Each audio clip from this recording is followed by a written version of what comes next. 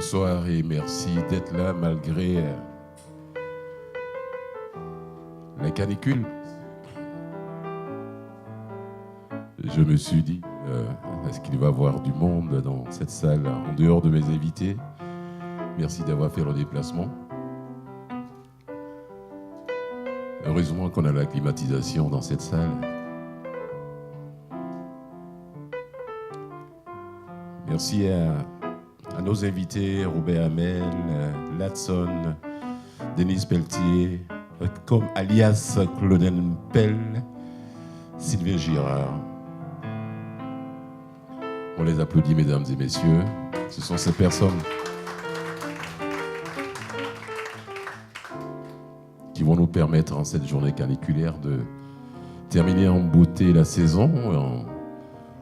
En août, on va se reposer un peu pour revenir en septembre, deuxième semaine de septembre, le 9, avec le 8e anniversaire de l'événement. Ce sera 8 ans. Il faut le faire, hein? 8 ans, vivement poésie. Je dis merci à la Caisse des Jardins au cœur de l'île, qui nous supporte aussi depuis quelques années. Je dis merci à René du Saint-Paul, du Medley Saint-Paul Malte, qui nous donne cette salle gratuitement. Il faut le faire. C'est sa manière à lui de supporter la culture dans le quartier. On les applaudit, mesdames et messieurs.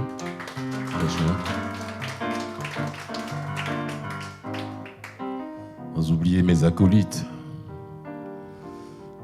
Le monsieur derrière la console grâce à qui on a le son, Ted Stills, mesdames et messieurs.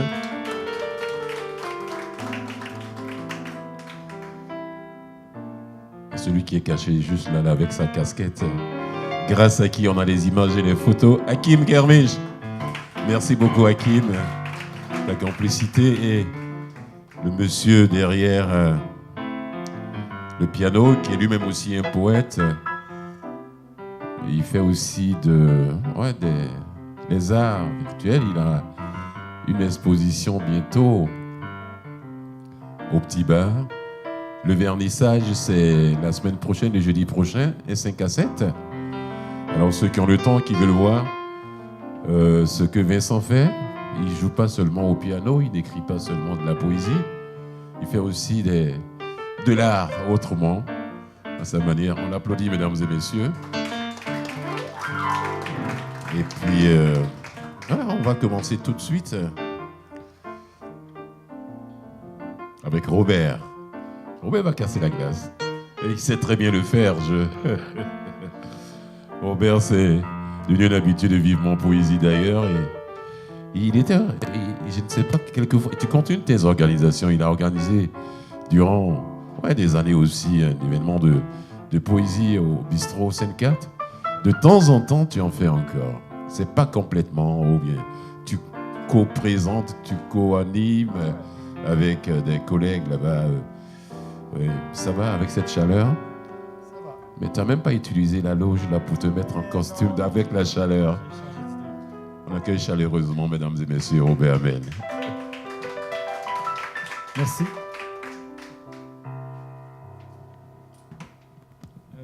Comme Fulgence vient de le souligner, on va se rafraîchir, car je vais vous parler de décembre.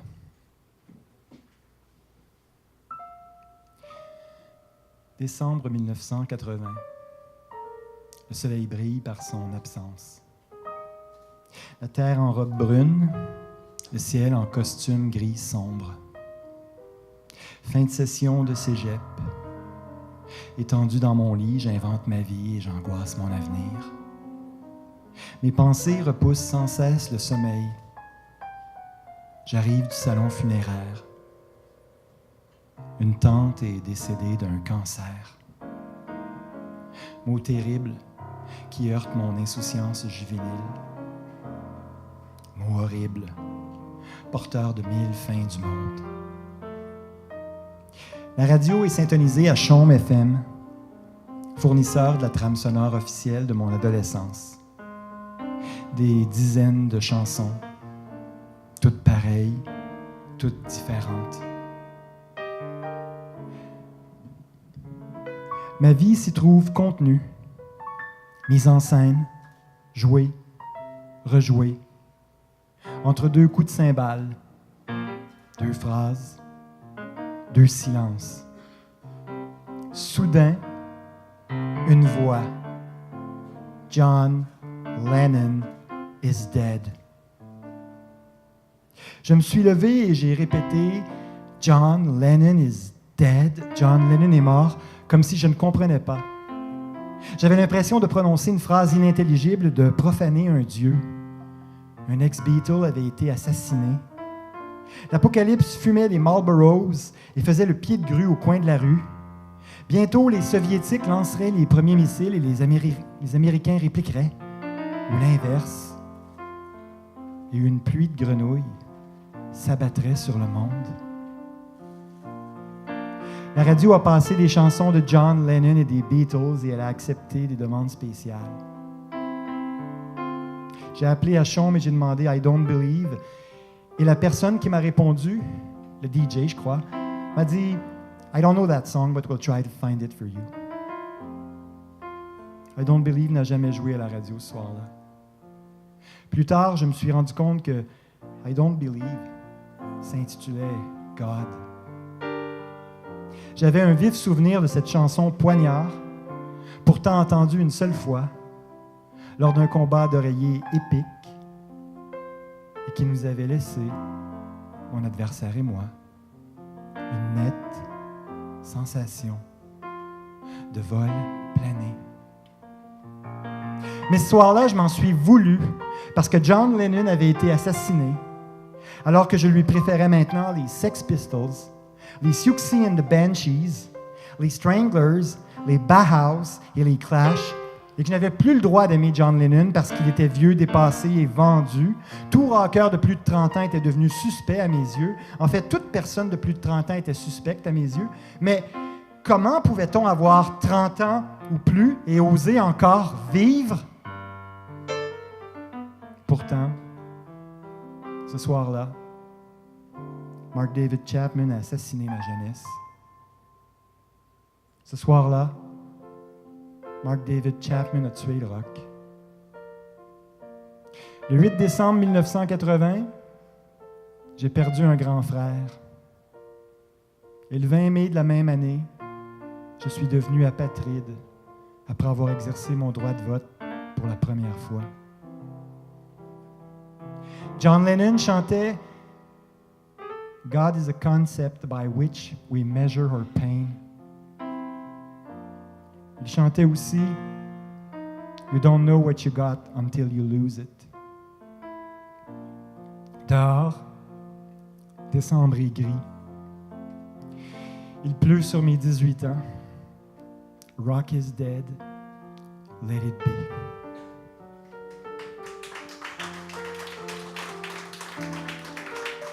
Pour ce qui est de la deuxième partie, j'aimerais vous lire un texte et on va le lire à deux voix. Je vais être accompagné de Marie Roberge, qui est artiste peintre, auteure et conteuse. Marie, s'il te plaît.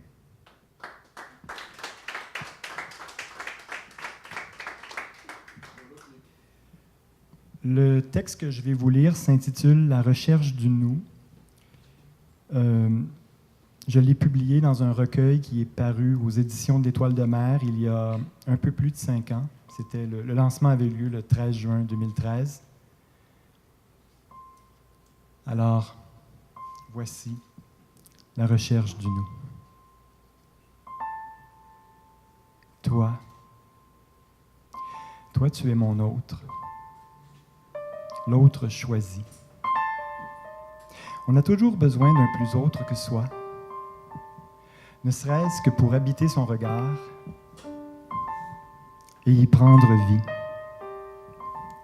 Rares sont ceux qui savent se dire sans que personne n'écoute. Souvent, il faut tendre l'œil ou jeter une oreille pour que la parole résonne. Autrement, elle ne sait voyager jusqu'au cœur. Les mots s'embrasent, dès qu'ils procèdent du miracle de la création. Ils sont sur le point d'être. Ils ne sont plus. Comment et pourquoi cesse-t-on d'être? Quel est ce souffle qui s'épuise à vivre une fraction de siècle, qui s'acharne à laisser une trace, un sillon sur le sable? Pourquoi les pierres nous survivent-elles? Serait-ce parce qu'elles témoignent de l'éternité dans le silence des millénaires auxquels elles président? La matière possède-t-elle le monopole de l'éternité? L'a-t-elle brevetée? N'aurions-nous que la parole à lui opposer, que la poésie pour nous consoler? Comment nous, poussière d'éphémère, passée à fleur de jour, pourrions-nous appréhender l'éternel autrement que dans la vie diluée de nos jours friables? Comment se fait-il que nous, porteurs d'éternité, soyons mortels? Tu es le sourire de Dieu. Tu es le rire et les larmes de Dieu. Je n'ai de Dieu que pour toi. Je porte mes mains sur tes anges. Tu es le chant des âges parvenu jusqu'à moi. Tu es le miracle de la création. Semblable à quelques milliards d'exemplaires et pourtant unique. Il n'y aura plus jamais d'autre toi. Après toi, le monde sera condamné à te réinventer sans succès. Après toi, la vie n'aura jamais plus tes traits, la couleur de ta voix, le goût de ta peau, le parfum de tes rêves. Après toi, la vie n'aura jamais plus ton audace et ta volonté rebelle.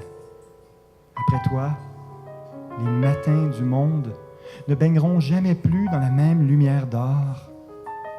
Après toi, le soleil volera en 1000 éclats de regret.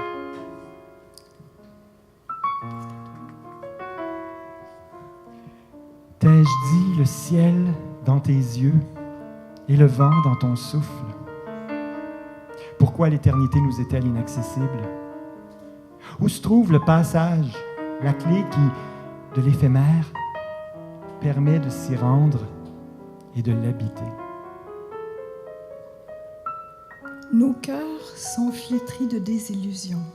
Des imposteurs ont foulé nos peaux assoiffées d'amour, ont envahi nos ports d'attache. De toute mon âme, je te tends mes deux mains.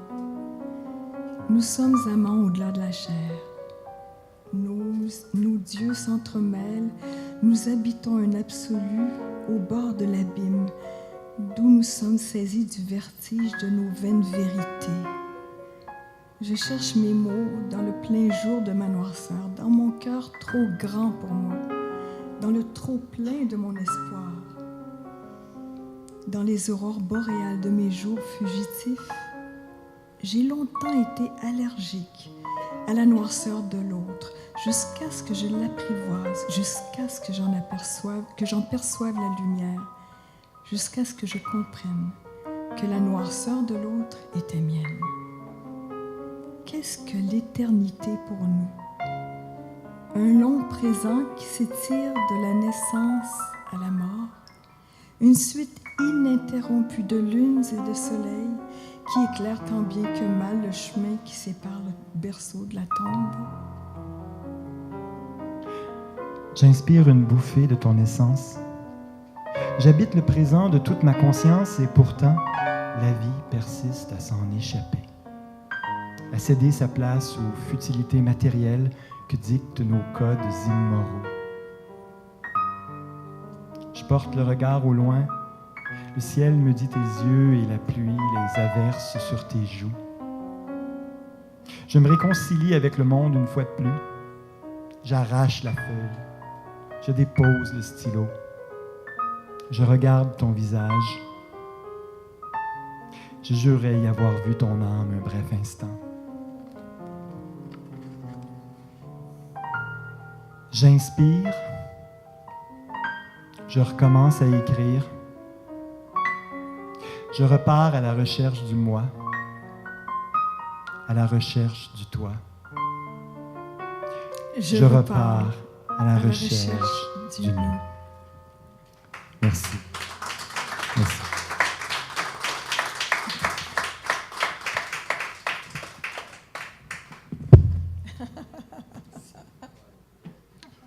Alors là, c'était... Ouais, merci. Robert et sa complice. Le nous, il y a le petit grand nous, mais il y a le grand nous de nous tous. Alors, si vous avez envie... Merci beaucoup, Robert et la complice. Rappelle-moi son nom, s'il te plaît. Marie Roberge. Merci, Marie, de cette complicité sur scène avec Robert. On les applaudit encore une fois, mesdames et messieurs. Waouh.